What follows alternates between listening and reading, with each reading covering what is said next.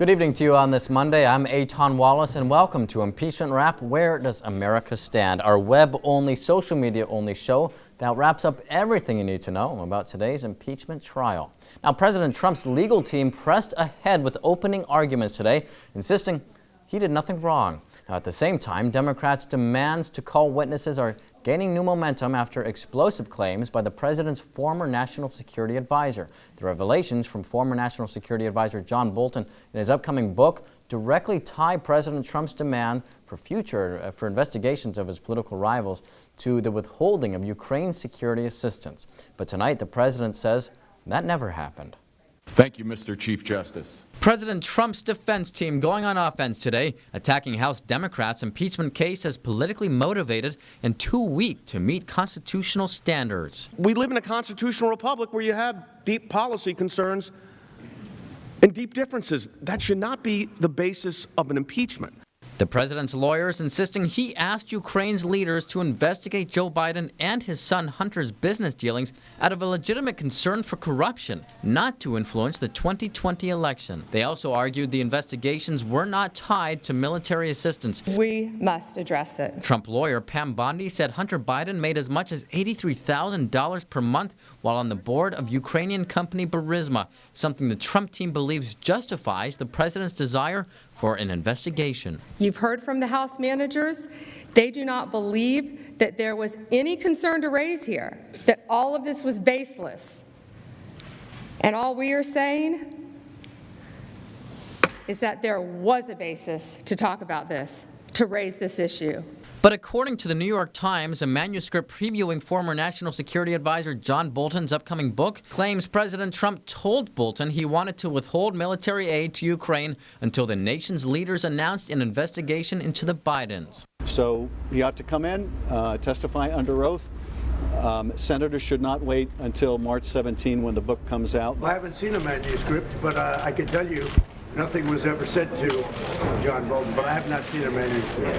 President Trump denying Bolton's claim and on Twitter accusing him of trying to sell books. But moderate Republicans say the revelations strengthen the case for calling witnesses. It's increasingly apparent that it would be important to hear from John Bolton.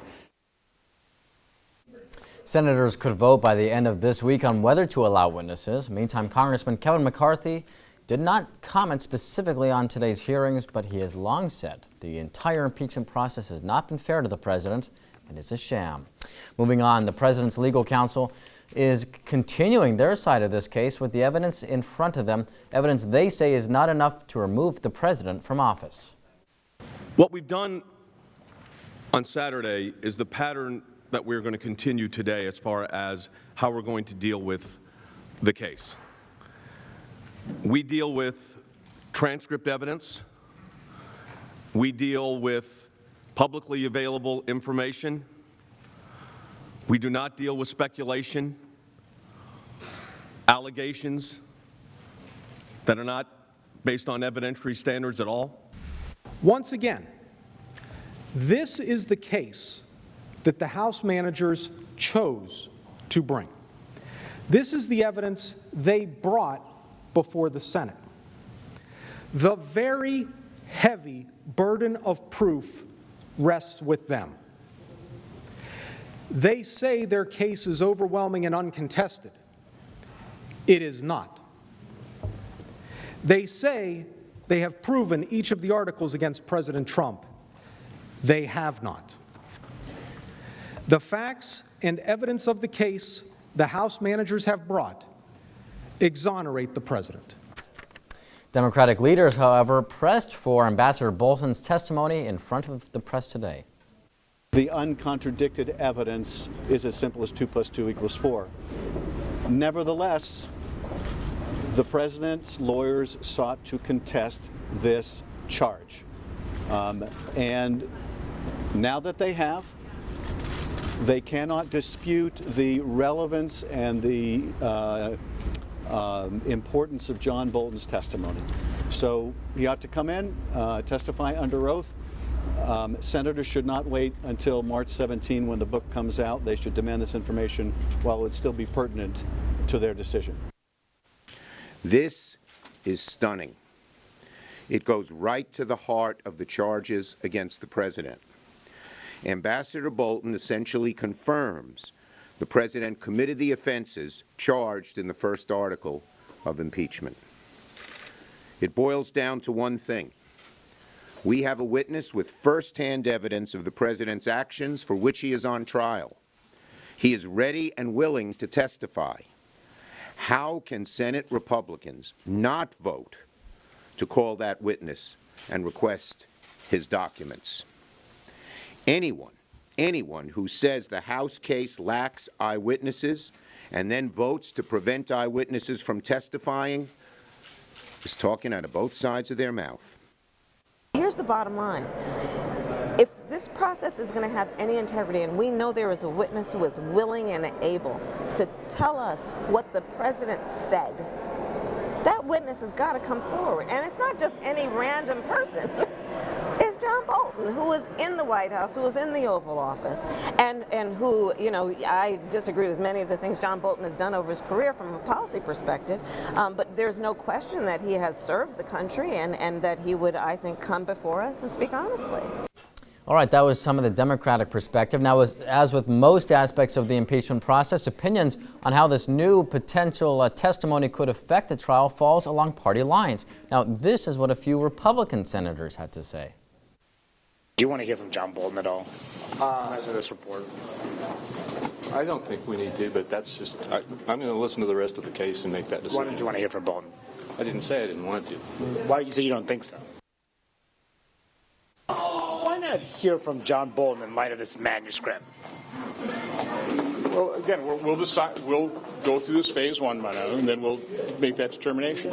Okay. So is it more likely you may want to hear from him in the afternoon? I don't know. Let's go through phase one, then we'll take that vote, and we'll have that discussion, make that determination. I can't begin to tell you how John Bolton's testimony would ultimately play on a final decision, but it's relevant, and therefore I'd like to hear it.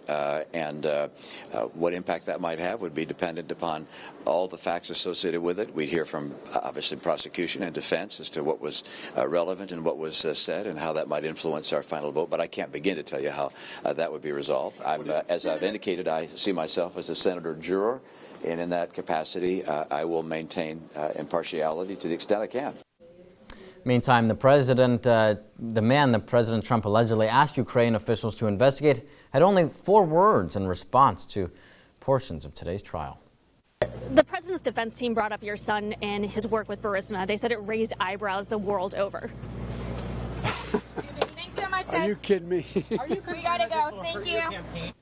Partisan politics aside, the trial began with a prayer for the recent loss of 41-year-old basketball legend Kobe Bryant, his teenage daughter Gianna, and the 7 others killed in a helicopter crash in Calabasas yesterday morning.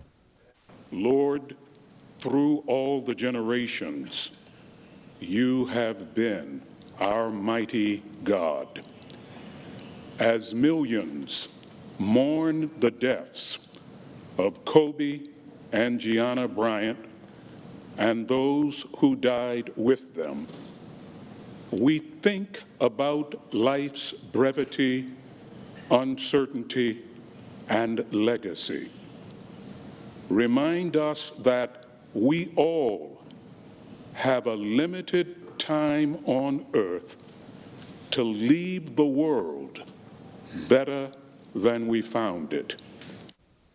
All righty, and we're going to leave it at that. So that is all for us tonight on Impeachment Wrap, Where Does America Stand? If you'd like to catch up on previous episodes, head to kget.com. Meantime, I'm Eitan Wallace from all of us here at 17 News, wishing you a wonderful evening. Good night.